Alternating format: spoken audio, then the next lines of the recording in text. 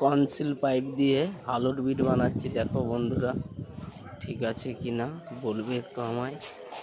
Conceal bit দিয়ে pipe দিয়ে একটু আলোর বিট বানালাম দেয়ালে আর দেয়ালে আর সিলিংয়ে আলোর বিটটা বানাচ্ছিলাম। দেখো ঠিক হয়েছে কিনা বলবে। ইউটিউব মিস্ত্রিরা সব দাদা ভাইরা আছো, আমি এখন তোমাদের কাছে ছোট, আমাকে একটু জানাবে ঠিক হয়েছে কিনা।